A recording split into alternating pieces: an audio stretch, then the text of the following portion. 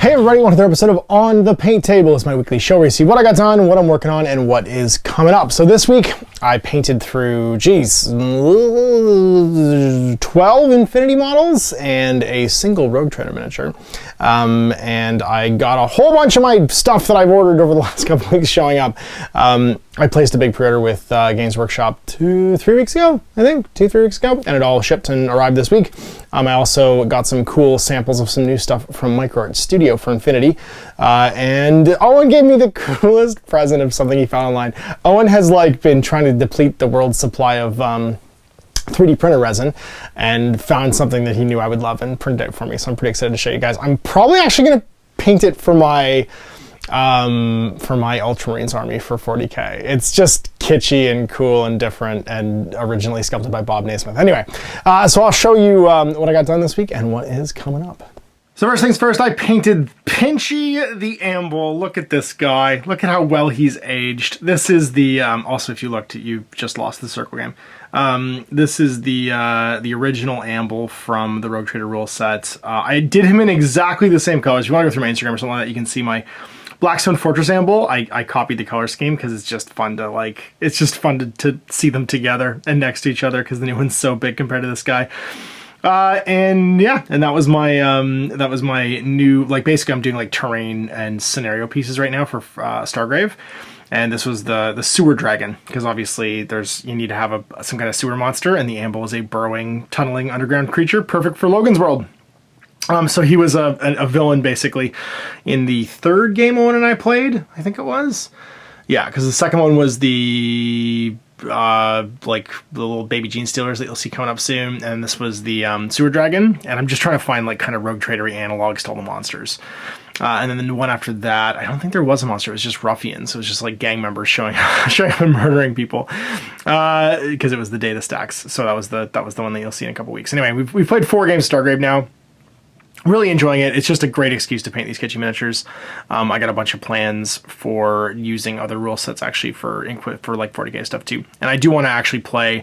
I got to paint another Op 4 and paint a little tiny army of I think Crimson Fists and Orcs. So I can do Battle at the Farm too and show you guys some actual Rogue Trader and just how different and weird it was. The problem is right now we're in lockdown again. And I really want to do Rogue Trader the way it would have been done. And that means I need 2 other players and then I need to GM the game.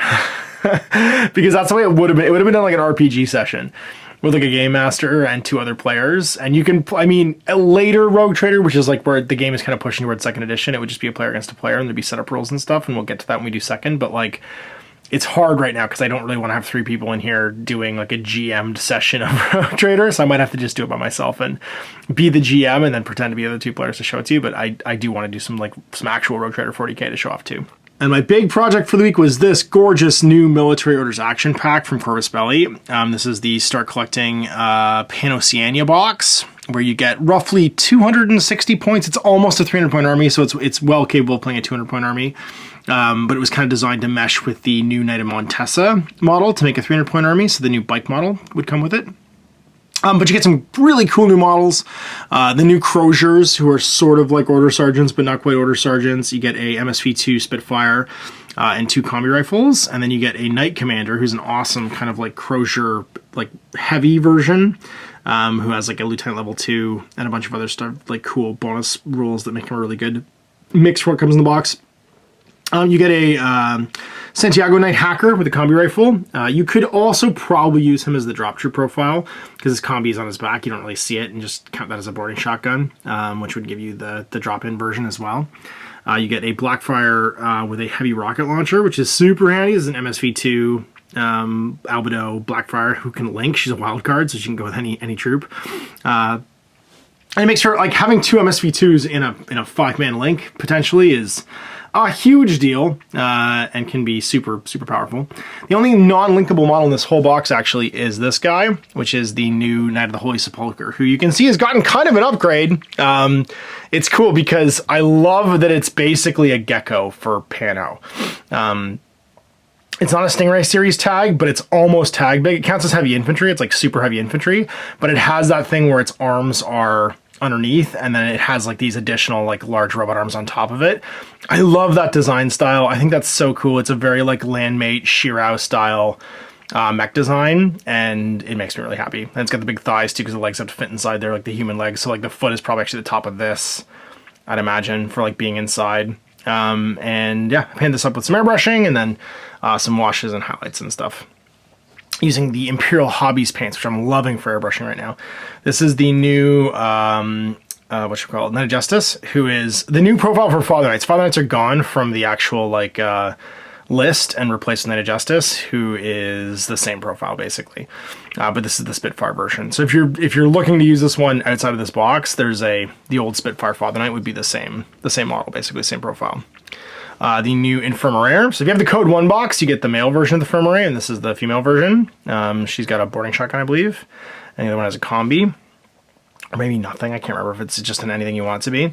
And then to make it 300 points, because I don't have the Montessanite, I painted up a couple of models I already had. I painted up an HVT. I painted up a Palbot to go with the doctor there, the Infirmarier. And I painted a Hospitaller, just the generic Hospitaller with the sword, because it could be any profile I want it to be. What's cool about that is he can link with all these wildcards, because the Hospitallers have a Harris profile. So it means that when I play this army, I've got her with the Palbot. He doesn't have a linkable option, but he's an NCO. So he can use the Lieutenant Order. So having the Lieutenant level true, level 2, Knight Commander means that the Knight Commander can rock and roll and feed towards this guy. So it's a 10 order list, but it's really a 12 order list, because he can use these as if they're regular orders, and it makes this guy really adaptable and really order efficient, even though he's by himself. And then because I can have a Harris, I have the Santiago, who has a firewall, a -3 firewall for all my heavy infantry as a Harris link, and the Knight Commander, the Croziers, and the Blackfire are another link. So it's really efficient because everybody's using everybody else's orders. He's using the Lieutenant orders to move around and do his thing. We have the ability to be in 2 places at once for my my Doctor with the Palbot, who is super like flexible and can go really fast and stuff. He's 6'4", and then these guys are a Harris and these guys are a Core. So even though it's only 10 models, it's like a super efficient order pool. And really, if I was gonna add to this action pack, if you're gonna go pick it up because it's the new thing I think this month, I would definitely consider just adding in a Hospitaller. If you can find a Hospitaller Knight and a Palbot, you're pretty much ready to rock and roll for a sweet 300 point list. And then anything you want to use for HVT, I like this guy. These are the like I don't know, I'm going somewhere with a valuable briefcase HVT. You'll notice I have the old bases on these guys, so I actually just painted on the stripes so the Hospitaller and them match. But it was pretty easy to just eyeball and do myself. And so yeah, they were airbrushed with Neptune's Wrath, I think, or Neptune's Fury maybe is the name of the color, the Imperial Hobbies paints. They're just liquid pigment paints, and they're great through my airbrush. And then I just put a dot of Azurin over top. You can see this is the finished airbrushing, because I airbrush most of it at the same time. The other Palbots are airbrushed that way. And then just a teeny dot of beige to mix into the blue for the end for a little bit of highlight. These are the two, the Machinist and the Trauma Doc. And I'm doing that way as well for everybody. And then base coats, some wash with some no gloss, and then highlights, and I was ready to be done. But they were super fun and fast. I painted these about a day and a half. So I could play with the new army. I wanted to play a new army real bad, and this action pack has got me really excited. So big thanks for CB for sending it along, and I'm excited I got it painted. My remaining military stuff that I got to paint up, I got my Trauma Doc, my other Palbot, and my Machinist. And the Machinist actually has an FTO profile that's only for military orders that gives them religious and stuff too, which is nice, because they don't really need the Trauma Doc because they have the Infirmariers. So like, this is really the important thing in that list, and then she can get painted for my other Pano stuff. She could even go with my my Svartalheim Force. And then these are actually I airbrushed these ages ago. This is I need to paint Darth, I was gonna do was Darth Vader, Darth Deferzen. Joni Baloney, the important leader model, although she's not, honestly, with these mixed profiles, she's not as key to the army list creation for these guys anymore as she used to be. She's still a really good profile, and I want to have her, but I don't think she's going to feature every game. The paint train is not what it used to be. Then we've got my other Blackfire. He's going to be slightly different because I apparently just decided I was going to paint him gray when I airbrushed him. And my last two, you can see they're not as blue, but they're different. I like the fact they got slightly different blue armor too. My Hospitaller Knights that need to get painted. My Doctor is actually already painted, but I don't think I'm going to use the Hospitaller Doctor. He'll end up in my Svartalheim, I think. So I'll base him for that. and have him rock with those guys. And then my other remote, which needs to get painted, I have a Sierra painted already from like my generic Pano paint scheme. And that's the, what's it, Fugazi or Clipper? The one with the combi rifle. Whichever one, the Clipper's the missile launcher, I think. I can never remember. I just know what they're armed with, what their names are. And then I gotta paint my Dart, because she's also in the military's list, and it's a good excuse for me to paint my convention Dart. He's a great miniature. And she can hang out with these guys and be like a cool ODD infiltrator specialist model. Here I also found my Shona, who I didn't want to paint up for my Svartalheima, because she can be like a wildcard trooper in there, and it's awesome. So I'm going to paint her up as well. And this is like the Pano, the glot of Pano stuff that I want to get done while I'm kind of like under steam. I'll play a game with hopefully Jordan in a few weeks when we get it a lockdown with these guys, and then we'll be able to see how they do and finish this stuff up to play a different list, because I want to play the list out of the box first just so you guys can see it, and then probably switch over to a more mixed list with maybe Joni and Deferson and stuff in it too. And my GW order showed up, so this is the stuff I ordered from GW a couple weeks ago from the pre-releases. I really wanted to get the new star set for Underworlds just to have it. I want to do a review of it, but it was the week that I think they sent along the books for Titanicus. It was the new Titanicus book week and the new Blood Bowl book. And so this was something that they didn't send that time, so I wanted to grab it myself. So I ordered direct from GW on release, and I've got the new tiles that way, the cool new ghosts, because I actually really wanted to get these guys. I have these guys already actually from Soul Hunters, the Barnes & Noble game. I have them painted up already, but maybe I'll paint them again because they have different names now.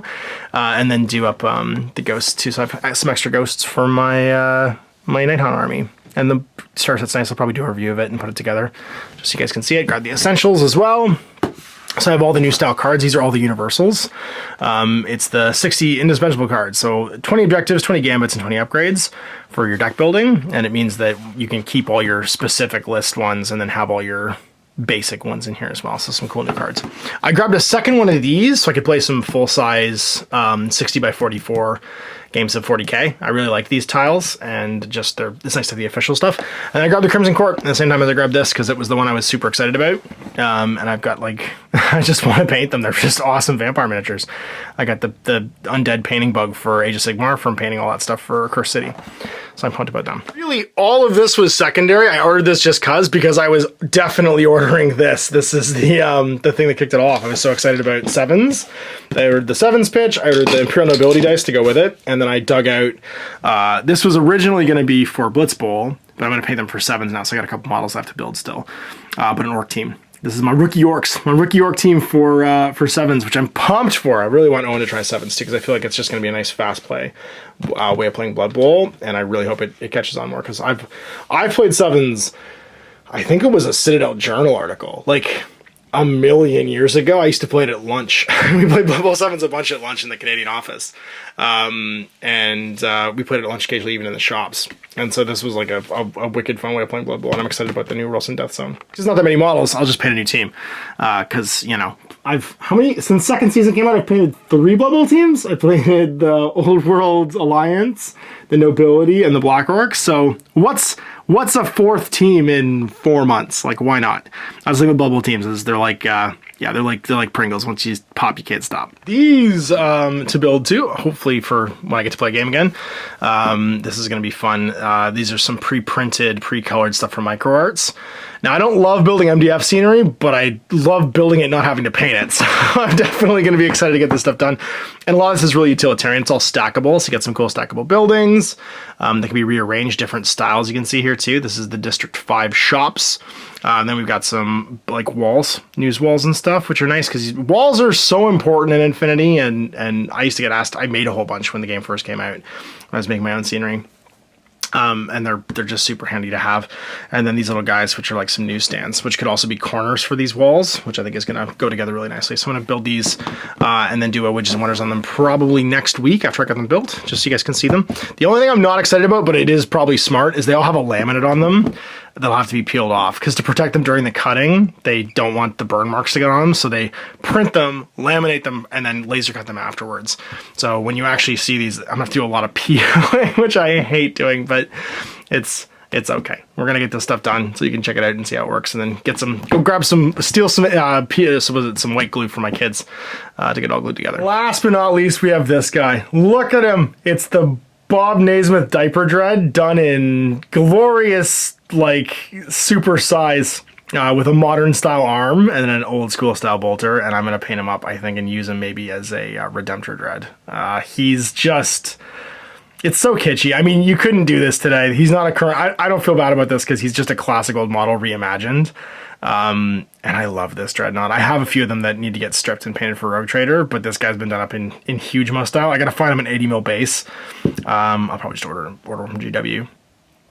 So I have the right size base and paint him up for my Ultramarines, because look at how nice the detail is. Oh, and it's just been printing stuff like crazy just to like learn how to use his printer and dial it in. He did such a good job printing this. Like, it's so nice and clean. There's a couple little like points need to be like carved off where the structure was underneath it for printing, but that's just so cool. And it's a classic, like, original design. I love this design. It's so weird and 80s, and I feel like giving it a modern paint job is just going to look so cool. So I'm really pumped to paint this. Big thanks to Ellen for printing it off for me. And yeah, what a cool reimagining of like a classic design. So we got another on the paint table, done on the books, painted 13 models this week, just a baker's dozen, and lots of more projects on the go. Yeah, so I hope you enjoyed this. We'll see you for more on the paint table next week. Till then, I'm Ash. Have a great night. I hope you enjoyed that video. If you want to support the channel, of course, like and subscribe and hit the little bell below to get notifications when I post future content. I do post stuff 7 days a week.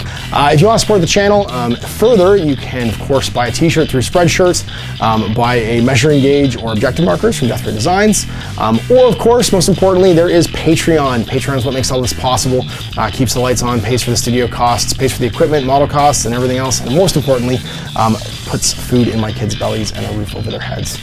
Big thanks to everyone, past, future, who supported me. I do this stuff because of you guys, and of course, I will continue doing it as long as I can.